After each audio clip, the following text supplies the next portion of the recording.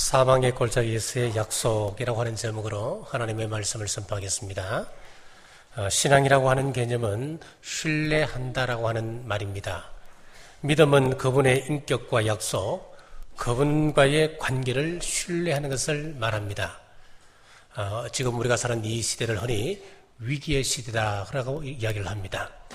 위기라고 하는 말은 영어로 크라이시스, 위험한 기회, 그렇게 말할 수 있습니다. 웹스터 사전에서는 critical time, 위험한 고비라고 설명을 했습니다. 또 다른 개념으로는 터닝 포인트라고 했습니다. 전환점이라고 하는 이야기죠. 자, 어떤 사람에게는 위기가 절망에 빠뜨리는 한 위기가 될 수 있습니다만은 또 어떤 사람에게는 그 위기가 새로운 삶의 기회를 가져다 주는 전환점이 되기도 한다고 하는 이야기입니다. 자, 미국이 경제적으로 또 정치적으로는 세계 대국입니다만은 그들의 문화와 그들의 도덕성을 살펴보면은 위기라 할 수 있습니다. 가장 큰 고민이 마약 문제인데 마약과의 전쟁을 선포할 정도로 그들은 골머리를 앓고 있습니다. 젊은이들이 마약에 취해서 몽롱하게 거리를 다니는 그 모습을 바라보고 미국은 마약으로 인해서 망할 것이다 라고 진단을 내어놓은 사람도 있습니다. 언제부터 이 마약이 본격적인 사회 문제가 되었을까? 원인을 추적해 보니까 월남전이었다고 이야기를 합니다.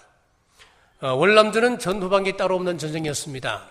적군과 아군의 분별이 분명치가 않았습니다. 낮에는 분명히 친구처럼 지냈는데 밤만 되면 원수로 돌변합니다. 낮에는 미국이 원조해준 그 무기를 받았습니다만은 밤이 되면 원조받았던 그 무기를 적군에게 도로 팔아버렸습니다. 자, 이렇게 누가 적군이고 아군인지 분별할 수 없었기 때문에 미군들은 굉장히 힘들었다 그럽니다. 언제 죽임을 당할지 알 수 없는 그런 불안한 상황 속에서 미국 병사들은 공포에 떨게 되었습니다. 그러면서 차라리 몽롱한 상태에서 불안을 잊어먹자라고 하면서 마약을 시작하게 되었습니다. 그때 마약을 시작했던 것이 습관이 되어서 본국으로 돌아가서도 마약은 계속되었습니다. 이것이 젊은 아이들에게 전파되었고 젊은 아이들이 급속도로 마약을 하면서 미국은 사회적인 문제가 되었다고 하는 것입니다. 위기가 없는 사람은 없습니다. 모든 사람에게 위기가 찾아옵니다. 그러나 신앙 안에서 위기를 경험하는 사람들은 재기의 기회가 되고 새로운 삶을 살아가는 전환점이 될 수 있습니다. 잘못 대처하면 영원한 나락으로 떨어지는 절망의 출발점이 되기도 합니다. 자, 아랍 속담에 보면은 따뜻한 햇볕만 비치게 되면은 비치고 비가 오지 않는다면은 사막으로 변한다라고 하는 속담이 있습니다. 비가 오듯이 슬픈 날이 있고 외로움과 아픔의 시간들이 있다고 하는 것은 하나님께서 우리의 삶을 황폐화하지 않는 하나님의 배려입니다. 성숙한 사람이 된다고 하는 것은 무엇입니까? 좋은 때, 굳은 때를 다 경험하면서 인내의 시간들을 통과했다라고 하는 그런 말 아니겠습니까? 오늘 본문 4절에 보면은 사망의 음침한 골짜기라고 하는 말이 나옵니다. 이 사망의 음침한 골짜기는 다윗의 고백입니다. 자신의 삶을 이렇게 한마디로 함축적으로 표현하고 있습니다. 다윗은 15세 때까지 양을 치는 목동 생활을 했습니다. 그러다가 사울 왕의 악사가 되었습니다. 그리고 군대 장관이 되는 파격적인 일을 맞이하게 되었습니다. 골리앗과의 전투에서 승리한 후에 개선하는데 여인들이 둘러서서 노래 부릅니다. 다윗은 만만이요 사울은 천천히로다. 이 노래가 화근이 되어서 자신을 위하여 비파를 켜는 이 다윗을 향하여 창을 던지는 사울을 보게 됩니다. 자신의 생명을 부지하기 위하여서 적군인 가드로 도망갑니다. 원수의 나라로 도망가서 미치광이 노릇을 합니다. 엔게디를 비롯한 광야로 피하기도 합니다. 왕이 되고 난 이후에는 사랑하는 아들 압살롬의 반역으로 왕위를 버리고 눈물 흘리며 기도로운 시내를 건너기도 했습니다. 다윗의 삶을 한마디로 이야기하라면 사망의 음침한 골짜기였습니다. 이런 의문이 들지 않습니까? 왜 하나님께서 신실한 다윗 같은 사람에게 사망의 음침한 골짜기를 걸어가게 하셨을까요? 자, 첫째는 높은 곳에 도달하기 위해서는 반드시 골짜기를 통과해야 하기 때문입니다. 목자들은 여름철이면 양을 이끌고 높은 산간 목장으로 양들을 이동시켜야 합니다. 이동시키는 그 과정이 굉장히 깁니다. 양이 이동하면서 풀을 뜯어먹으며 이동해야 되기 때문에 굉장한 시간이 걸렸고 또 힘든 그런 작업이었습니다. 가는 그 걸음도 여정도 녹록지가 않습니다. 살아온 맹수들의 습격이 있을 수도 있습니다. 또 시기적으로 보면 독이 오른 풀들이 많이 있기 때문에 함부로 풀을 먹었다가는 양들이 죽기 십상입니다. 그리고 골짜기를 통과하다 보면 산사태가 나는 위험도 감수해야 됩니다. 이런저런 위기를 다 극복하고 늦여름이 되어서야 높은 산간 목장에 도달하였을 때에 그 목자의 감사는 얼마나 컸겠습니까? 자, 배고파 본 경험이 없는 사람들은 주신 것의 가치를 인정할 수가 없습니다. 고생해서 돈을 번 사람만이 돈의 가치를 알 수 있고 돈을 보람되게 사용할 수가 있습니다.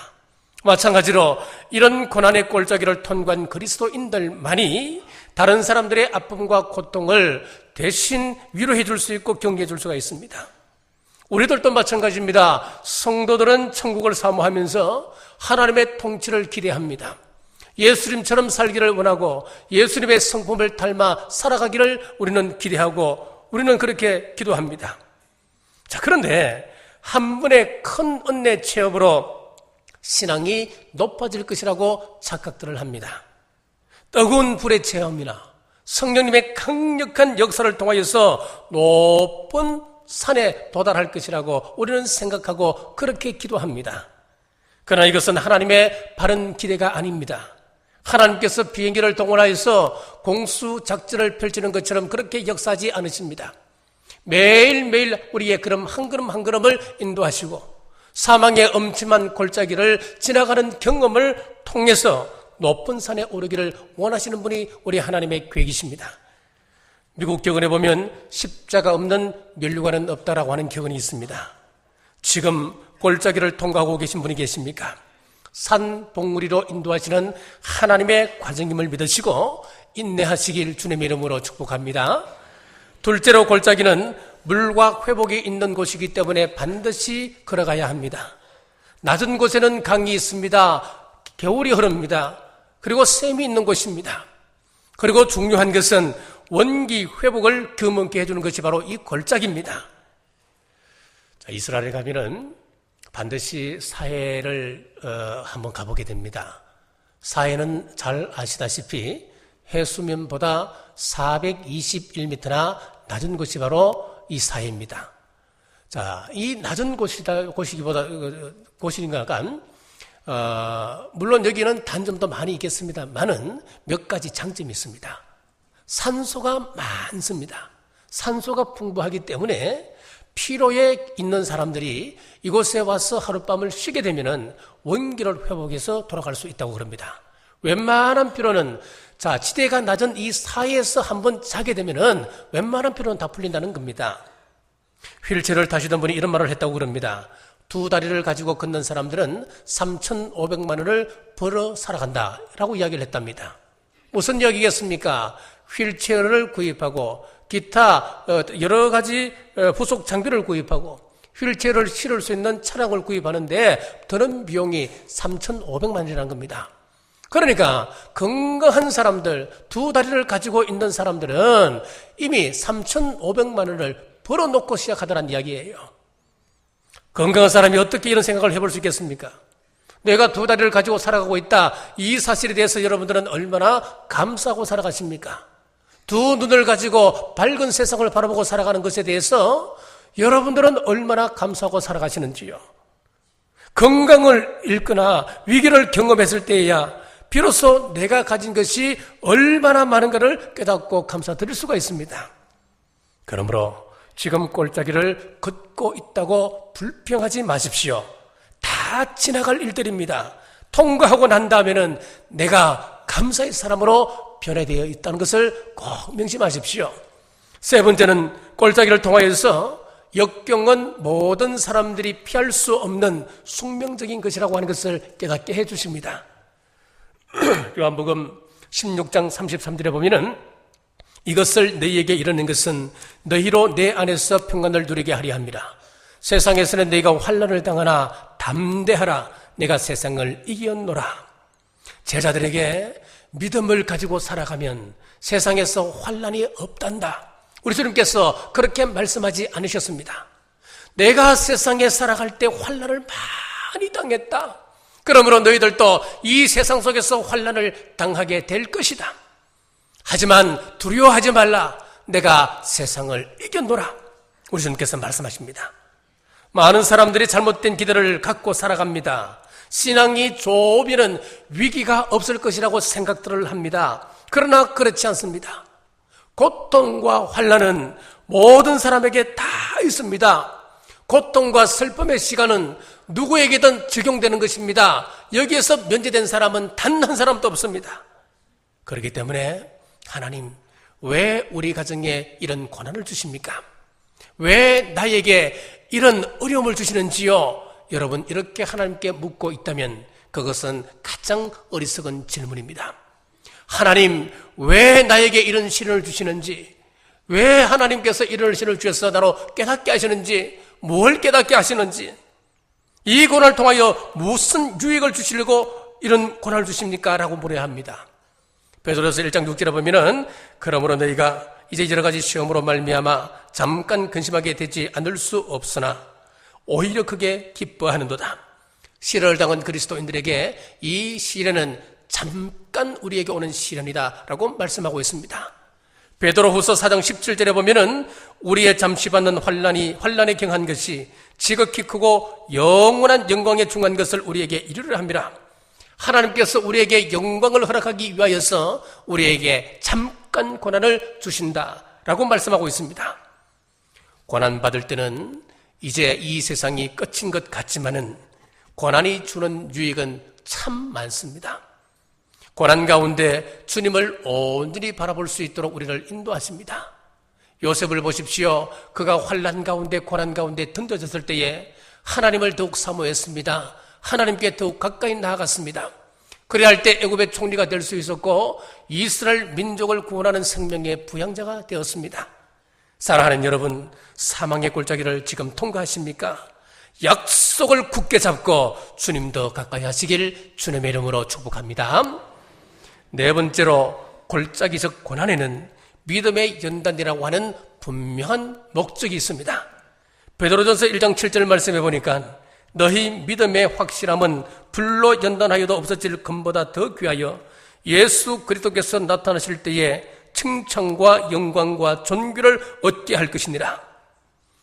자, 순도 99.9가 되어야 순금이라고 이야기합니다. 이 순금을 만드는 과정은 어떻습니까? 용광로에 재련합니다. 용광로에 이 금을 넣으면 넣을 때마다 불순물이 빠져나갑니다. 한 번 더 넣을 때 또 불순물이 빠져나갑니다. 이렇게 재련하는 과정에서 99.9가 되었을 때 순금이라고 이야기합니다. 이 땅에서 신앙인들이 당하는 이 시련은 불로 연단시키는 금보다도 더 귀한 것이다라고 성경은 말씀합니다. 믿음은 사망의 엄청난 골짜기로 지나면서 성숙되어져 갑니다. 모든 것이 잘 될 때는 자기 공로로 사는 것처럼 인간들은 교만해지기 십상입니다. 하나님의 말씀 듣는 것조차 게을리합니다. 하나님께 무릎 꿇고 기도하지 않습니다. 하나님 앞에 올리는 헌금, 봉사, 찬송, 내 기분 내키는 대로 합니다. 그러나 위기와 고난을 통하여서 연단되고 다져진 신앙인들은 하나님의 도우심 없으면 살아갈 수 없다고 하는 것을 고백하며 살아가기 때문에 절대로 예배 생활 소홀히 할 수가 없습니다. 내 기분 따라 헌금 생활을 하지 않습니다. 감정에 따라서 우리가 함부로 뭘 행동하지 않습니다. 하나님 앞에 늘 무릎 꿇는 삶을 살아갈 수가 있습니다. 이렇게 하나님은 골짜기를 통과하게 하셔서 우리의 속사람이 예수 그리스도의 형상으로 변화되길 원하시고 계십니다. 우리 주님께서 이 땅에 계실 때 많은 외로움을 체험하셨습니다. 그렇다면 우리들도 이 세상 속에서 외로움을 겪는 것, 그것 당연한 일이지 않겠습니까? 우리 주님께서 실망한 적이 한두 번이셨겠습니까? 그러므로 우리가 이 세상 살아가는데 실망하는 일을 당하는 것, 여러분 어찌 보면 당연한 것 아니겠습니까? 우리 주님께서 제자의 배신을 당하셨고 오해받고 중상모략을 당하셨습니다. 그렇다면 우리들도 이 세상에 살아갈 때에 배신을 당하는 것 자연스럽게 생각하셔야 됩니다. 오해받는 것 당연한 겁니다. 중상모략 당하는 것, 이거는 있을 수 있는 일입니다. 주님께서 당하셨던 이런저런 시련과 고난을 우리들도 당하면서 성숙을 향하여 믿음을 부여잡고 오늘도 우리는 한 걸음 한 걸음 나아가는 것입니다. 자, 이렇게 우리가 믿음 가지고 한 걸음 한 걸음 나아가는 그 사람들에게 우리 주님께서 세 가지 약속의 말씀을 주고 계십니다.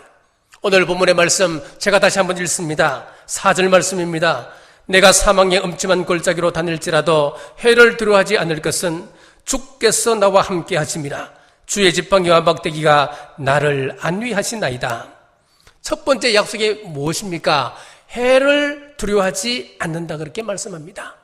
환경의 문제가 아닙니다. 환경이 좋아서 우리가 두려워하지 않는다, 그런 이야기가 아닙니다. 하나님을 나의 목자로 인정하고 살아가게 되면 우리는 두려워하지 않을 수 있다 말씀하고 계십니다. 장차 있을 대환란, 그리고 적그리스도로부터 오는 핍박들, 짐승의 표를 받지 아니하면 매매할 수 없는 그런 시대, 일곱 인, 일곱 나팔, 일곱 대접의 그 재앙들, 여러분 계시록을 한번 쭉 읽어보면 소름 끼치지 않습니까? 자, 이때 그 상황을 마태복음 24장 21절에서는 다음같이 묘사하고 있습니다. 이는 그때에 큰 환란이 있겠습니다. 창세로부터 지금까지 이런 환란이 없었고 후에도 없으리라. 과연 이런 환란이 나에게 왔을 때에 과연 이것을 이겨낼 수 있을까? 여러분 두렵지 않습니까? 그렇습니다. 이 일은 우리 힘으로, 내 힘으로는 감당할 수 없는 그런 시험입니다. 창세 이전에도 없었던 시험, 창세 이후에도 없을 그런 대환란, 우리 힘으로는 감당할 수가 없습니다. 그러나 주님과 동행하는 사람들은 능히 통과할 수 있습니다. 이 환란을 통과할 수 있는 힘을 주십니다. 성령님께서 도우십니다. 두 사람이 동일한 위기를 경험한다 해도 한 사람은 혼란에 빠지고 절망에 몸부림치지만은 한 사람은 정결케 됩니다. 차이가 어디 있습니까? 환경이나 자신을 바라보는 것이 아니고 오직 하나님을 바라보느냐, 오직 주님을 바라보느냐, 여기에 달려 있습니다. 그렇습니다. 내 자신의 이전 약함과 비극적인 삶을 돌아보지 말고 주님을 바라봄으로 두려움으로부터 자유케 되시길 주의 이름으로 축복합니다. 두 번째는 주께서 나와 함께 하심이라 라고 말씀하십니다. 우리 주님은 우리와 항상 함께 계시는 분이십니다. 이사야 43장 2절 말씀에 보면은 내가 물 가운데로 지날 때에 내가 함께 할 것이라. 강을 건널 때에 물이 너를 침몰하지 못할 것이며 내가 불 가운데로 지날 때에 타지도 아니할 것이요 불꽃이 너를 사르지도 못하리니.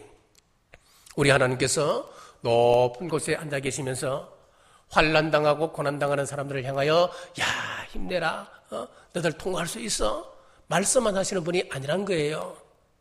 고난당하는 그 현장 속으로 직접 찾아와 주셔서 내가 함께하고 있다, 물이 너를 침몰치 못한다, 불이 너를 사르지 못한다. 우리 주님께서 지금 우리에게 함께하시며 격려하고 계시는 모습을 이사야 43장에서는 말씀하고 있습니다. 우리 예수님께서 이 땅에 오실 때에 임마누엘로 오셨습니다. 마태복음 2장 23절에 보면 보라 처녀가 잉태하여 아들을 낳을 것이요 그의 이름은 임마누엘이라 하리라 하셨으니 이를 번역한 적 하나님이 우리와 함께 계시다 함이라. 임마누엘의 이름의 뜻이 무엇입니까? 하나님께서 우리와 함께 계신다, 그런 뜻입니다. 자, 우리 구약시대 때 하나님께서 사람들과 함께 하시고 싶으셨습니다. 사람들 생활 속에 함께 거하시고 싶으셨습니다. 그것이 무엇입니까? 그것이 바로 성소입니다. 성막입니다. 우리 예수님께서 이것을 이루기 위하여서 친히 육신의 몸을 입고 이 땅에 오셨습니다. 임마누엘로 이 땅에 오셨습니다. 그리고 지금 성령님께서는 우리와 함께 거하시고 계십니다. 우리는 지금 임마누엘 왕국에 살고 있습니다. 하나님이 우리와 함께 하셨듯이 함께 하셔서 우리를 성전 삼으시고 지금 우리 속에 함께 거하고 계십니다. 자, 이번 100여 명의 사상자를 낸 미국 올랜도 그 총기 난사 사건을 보면서 좀 세계가 참 경각하고 있습니다. 이번 사건 속에 한 가슴을 찢는 그런 문자 내용이 있어서 소개합니다. 거기 이제 아마 죽었던 사람 가운데 한 청년이 자기 어머니에게 문자를 보냈던 내용입니다.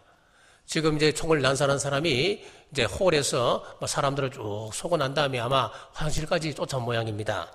지금 화장실에 피했는데 그가 들어오고 있다. 나 죽을 거야. 그래서 엄마가 어딨냐고 또 문자를 보냈더니만 문자가 거기서 끊어졌습니다.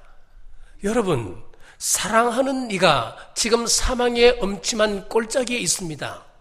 그것을 알고 있다 하더라도 사랑하는 아버지가, 어머니가, 애인이, 119 구급대원이 그 사망의 엄침한 꼴짜기를 알고 있다 하더라도 누구도 함께 할 수 없는 것이었습니다.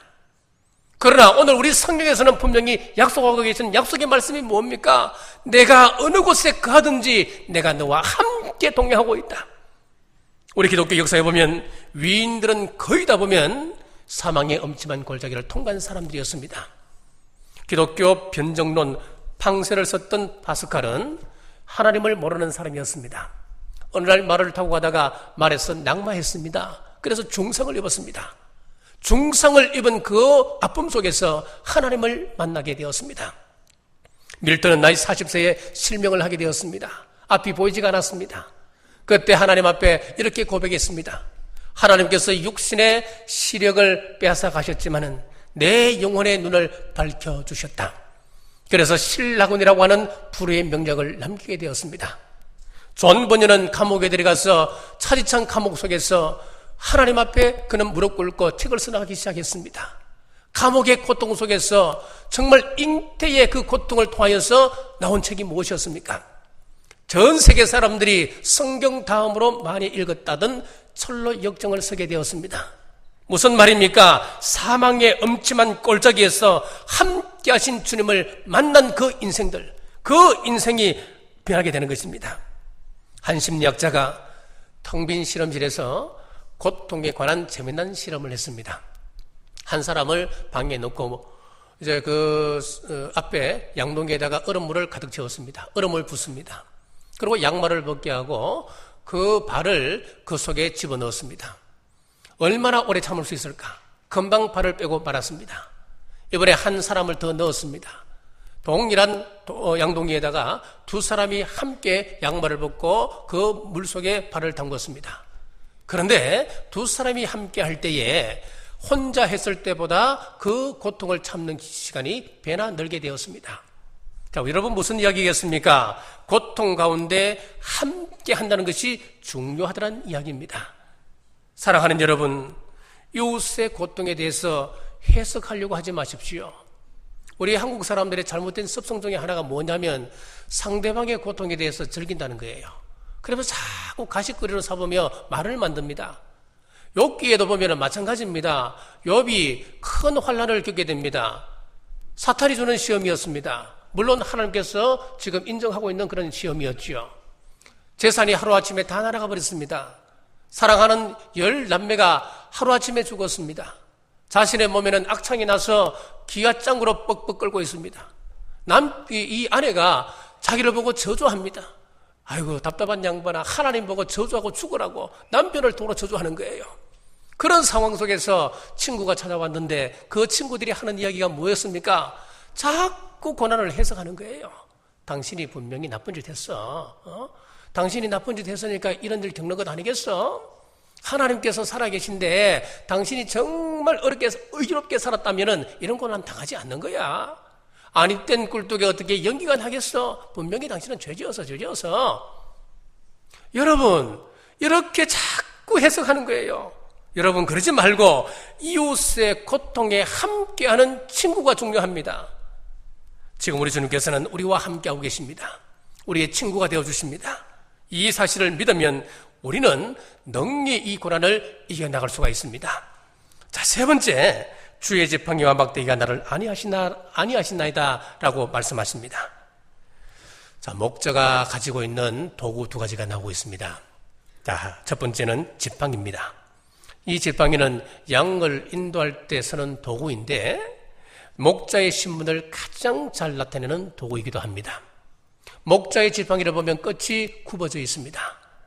이 끝이 오목하게 구부러져 있기 때문에 소나 말이나 돼지를 칠 때는 이것이 필요 없습니다. 전혀 적합하지가 않습니다. 그러나 양을 칠 때는 반드시 이 지팡이가 필요합니다. 자, 이 목자의 지팡이는 세 가지 중요한 역할을 합니다. 지팡이는 첫째, 양들의 친밀한 관계를 유지시키기 위해서는 이 목자의 지팡이를 사용해야 됩니다. 양이 출산을 합니다. 새끼 양이 조금 자랐습니다. 이제 아장아장 걷기 시작합니다. 자, 그러니까 이 양이 얼마나 호기심이 많겠습니까? 여기저기 다니다가 엄마를 잊어버릴 수도 있는 거예요. 그때 이 목자가 목자의 지팡이를 가지고 이 새끼 양의 목을 방향을 틀어주는 거예요. 그리고 어미께로 인도해 주는 겁니다. 급하다고 목자가 자기 손을 잡고 덥석 이 어린 새끼를 안아서 어미에게 갖다 주면은 이 어미는 사람 냄새가 자기 새끼에게 묻어 있는 걸 굉장히 싫어한다는 거예요. 그래서 사람 냄새를 묻히지 않기 위해서 이 목자의 지팡이를 사용하게 되는 겁니다. 자, 두 번째, 양들을 인도하는데 이 지팡이를 사용합니다. 새로운 길을 가게 되거나 좁고 낭떠러지 같은 그런 위험한 길을 가게 될 때에 조금만 방향을 틀어도 이 양들은 위험한 일을 당할 수 있습니다. 자, 그때는 목자가 원하는 그 방향으로 이 양들의 옆구리를 조금만 쳐줘도 목자가 원하는 그 길로 이 양들을 인도해 갈 수가 있다고 하는 것입니다. 자, 지금 이 시대는 참 위험한 시대입니다. 성경적으로 보면 라오디게아 시대와 같은 시대입니다. 라오디게아는 주님의 책망만을 받았던 그런 교회 아니었습니까? 어떤 책망을 받게 되었습니까? 요한계시록 3장 17절 말씀에 보면 내가 말하기를 나는 부자라 부유하여 부족한 것이 없다 하나 내 곤고한 것과 가련한 것과 가난한 것과 눈먼 것과 벌거벗은 것을 알지 못하는도다. 여기 보니까 왜 벌거벗었다고 책망을 받는 겁니까? 라오디게아 교회는 세 가지 치명적인 타락의 모습이 있었습니다. 첫째는 이 민주주의였습니다. 민주주의가 무엇입니까? 사람의 뜻, 사람의 결정을 최고로 존중하는 것이 민주주의 정치 아니겠습니까? 이것은 하나님의 뜻과는 무관합니다. 사람의 뜻이 강조되는 그리스 철학에서 민주주의가 탄생합니다. 인본주의가 나타나게 되는 것이죠. 지금 이 시대는 철학이 최고의 가치입니다. 교회도 지금 하나님의 말씀보다는 사람의 뜻을 존중하는 시대로 서서히 지금 변해가고 있습니다. 자, 두 번째는 다원주의입니다. 오늘 우리 장로님께서 종교 다원주의에 대해서 오늘 기도하셨는데 그렇습니다, 여러분. 많은 교회들이 종교 다원주의의 물길에 휩쓸려 가고 있습니다. 오직 예수님 신앙이 지금 허물어지고 있습니다. 오직 성경, 이 진리가 허물어지고 있습니다. 성경에 동성애를 금하면 성경 따라 가는 것이 교회의 바람직한 자세 아니겠습니까? 그런데 교회가 그것을 무너뜨리고 있습니다. 동성애 교회가 생기고 동성애 목사가 생기기 시작했습니다. 진리가 더러운 물에 섞여버렸습니다. 세 번째는 세속주의입니다. 성도라 그러면서 주의를 지키지 않습니다. 11조 그러면은 율법이라고 이야기해버립니다. 교회 봉사는 안중에도 없습니다. 사랑하는 남부가족 여러분, 민주주의, 다원주의, 세속주의의 달콤한 유혹에 빠지지 말고 목자이신 우리 주님의 인도에 민감하신 여러분들 되시길 주님의 이름으로 축복합니다. 자, 지팡이는 세 번째, 양들을 구출하는 데 사용됩니다. 양들이 풀을 떠들어 욕심을 내다 보면 깊은 구덩이에 빠지기도 하고 낭떠러지에 올라서는 경우도 있습니다. 그때 양들을 구출할 때 사용하는 도구가 바로 이 지팡이입니다. 아브라함 링컨이 노예 해방 운동을 일으킬 때에 기득권을 상실하게 된 많은 정치인들이 이제 반항을 하게 되었습니다. 결사반대하고 나섰습니다. 내각이 총사퇴하겠다고 위협을 가합니다. 그때 아브라함 링컨이 하나님 앞에 물어볼 것입니다. 아버지, 저를 도와주십시오. 저를 도와주신다면 제가 하나님을 돕겠습니다. 하나님의 일을 하겠습니다. 하나님께서 그 기도를 들으셨고 하나님의 도우심으로 그는 이 노예 해방운동을 성공적으로 이끌었습니다. 하나님의 뜻을 이루어드렸습니다. 자, 의롭게 사는 사람들이 실망에 처할 때가 있습니다. 욕심적으로 병에 시달릴 때도 있습니다. 사랑하는 일을 먼저 떠나보낼 수도 있습니다. 경제적으로 큰 어려움에 처할 수도 있습니다. 그러나 하나님께서 의인이 당하는 것을 그냥 놔두시지 않고 목자의 지팡이로 건져주시겠다 약속하십니다. 시편 34편 19절에 보면 의인은 고난이 많으나 여호와께서 그 모든 고난에서 건지시는도다 약속하셨습니다. 자, 이렇게 목자의 지팡이는 그들의 친밀감 유지를 위해서, 그리고 그들을 인도하기 위해서, 그들을 구하기 위해서 사용되어지는 도구입니다. 자, 두 번째 도구는 막대기입니다. 일이나 들개 같은 약탈자가 오게 되면 막대기를 사용하여서 쫓아버립니다. 그래서 이 막대기는 하나님의 권세를 이야기합니다. 하나님의 말씀을 상징하고 있습니다. 양들이 목자의 손에 막대기가 들려있는 것을 보게 되면 안심하는 것처럼 우리도 하나님의 말씀을 보고 하나님의 말씀의 권세를 확인하게 되면 우리는 안심하게 됩니다. 우리 예수님께서도 사탄의 시험을 받으실 때 무엇으로 이겼습니까? 하나님의 말씀으로 이겼습니다. 말씀의 막대기로 사탄을 이기셨습니다. 그러므로 목자의 막대기, 말씀의 권능을 확인하게 되면 우리는 두려워할 이유가 없습니다. 미국 샌프란시스코에 있는 골든 게이트 브릿지가 있습니다. 일명 검문교라고 이야기하죠. 이 검문교는 1930년대에 건설이 되었습니다. 당시 건설되고 난 이후에 몇 년 동안은 세계에서 가장 긴 다리, 가장 높은 다리가 되었습니다. 자, 그런데 이 검문교를 건설할 당시에 여기는 많은 에피소드가 있는데 그중 하나가 무엇이냐면 수많은 중국 사람들이 이 다리를 건설하면서 그 바다에 떨어져 죽었습니다. 자, 할 수 없이 막대한 비용을 들여서 나무 다리 밑에다가 철제로 철망을 쳤습니다. 안전망을 치게 되었습니다. 그런데 안전망을 치고 난 이후부터 그런 사고가 없어지게 되었습니다. 신기하지 않습니까? 똑같은 다리 위입니다. 똑같은 바람이 붑니다. 똑같은 바다가 밑에 있습니다. 자, 그런데 철망이 없을 때는 사람들이 어떻게 생각하느냐 하니까 내가 저 위에서 일을 하게 되면 나는 흔들리다가 그냥 떨어져 죽을 거야. 나는 반드시 죽을 거야. 불안과 공고시 때문에 난간에만 서면 사람들이 사시나무 떨듯이 벌벌 떨다가 종이장처럼 그냥 바다에 떨어지는 겁니다. 자, 그런데 안전 철망이 있으니까 떨어져도 나는 살아. 마음의 확신이 있으므로 난간을 자유롭게 걸어가며 일을 하게 되더란 이야기입니다. 지금 사람의 힘으로 어찌할 수 없는 풍파, 그리고 질병과 문제가 있습니까? 한 손에는 지팡이를 들고 우리를 지키시고 한 손으로는 막대기를 들고 우리에게 다가오는 악한 세력들로부터 지켜주시는 우리 예수님의 손길, 그리고 사망의 엄침한 골짜기에서 지금 우리를 목숨 걸고 지키시는 그 목자이신 예수님을 보면서 승리하시는 여러분 되시길 주의 이름으로 축복합니다. 여호와는 나의 목자십니다. 우리 주님께서 나를 목자처럼 인도해 주셔서 천국으로 인도해 주실 줄 믿습니다. 장차 있을 대환란 때도 지팡이와 막대기로 안위하시듯이 넉넉히 나를 인도해 주시고 넉넉히 이게 해 주실 줄 믿습니다. 이 고백하심으로 우리 주님 다시 오실 때 천국 백성 되시는 우리 경주 남북의 온 성도들 되시길 주님의 이름으로 축복합니다. 기도하겠습니다. 목자 되신 하나님, 오늘도 시편 23편을 통하여 말씀 주심을 감사합니다. 사는 것이 힘들고 두 손을 놓아버리고 싶은 좌절을 느낄 때가 많이 있습니다. 주님, 그때에도 우리의 목자가 되셔서 사망의 엄침한 골짜기를 잘 지나갈 수 있도록 도와주시겠다 약속하시사오니 참으로 감사합니다. 고난이나 환경의 문제가 아니라 목자 되심을 신뢰하지 못한 우리의 믿음 없음이 문제였음을 깨닫습니다. 위기보다는 하나님을 보게 하시고 나의 연약함보다는 약속을 바라보며 오늘 위기 앞에 인내할 수 있도록 도와주옵소서. 다시 오실 예수 그리스도 이름으로 간절히 기도드리옵나이다.